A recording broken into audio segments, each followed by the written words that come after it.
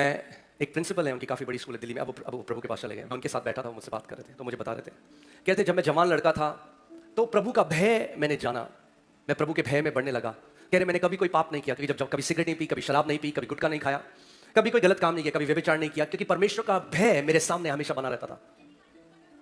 और वो कहने लगे कि परमेश्वर का जो भय था उसमें मैं बढ़ता गया। मगर वो क्या हो गए, वो कहने लगे मैं बहुत कठोर हो गया, मैं दया नहीं दिखाता था, मैं कठोर था, क्योंकि मैंने कभी कुछ गलत नहीं किया था, तो मैं दया नहीं दिखाता था इतनी।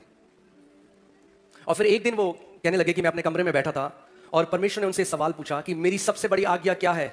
तो उन्होंने बोला कि प्रभु तेरी सबसे बड़ी आज्ञा यह है कि हम तुझसे प्रेम करें, सब चीज से बढ़कर हम तुझसे प्रेम करें। तो परमेश्वर ने उनसे पूछा क्या तू मुझसे प्रेम करता है?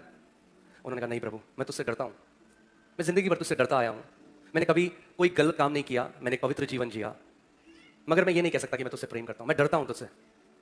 तो प्रभु ने कहा फिर तूने सबसे बड़ी आज्ञा अगर तोड़ी तो तू सबसे बड़ा पापी है। वो मेरे साथ ऐसा शेयर कर रहे थे। आप जानते हैं आज क्यों इतने सारे यंग, अगर आप बाहर जाते हैं, थैंकफुली इंडिया में एक ऐसा रिवाइवल है, आपको बहुत सारे यंग लोग चर्च में मिलेंगे, मगर अगर आप कई वेस्टर्न कंट्रीज में जाएंगे वहां कोई यंग बच्चे नहीं है कलीसिया में। क्यों? आप जानते हैं क्यों? क्योंकि उन्हें कमांडमेंट तो सिखाई गई, उन्हें पिता का हृदय नहीं दिखाया गया। जब आपको यह पता चल जाएगा आपसे कितना प्यार किया गया है, आप ऑटोमेटिकली परमेश्वर से उतना प्यार करने लग जाएंगे।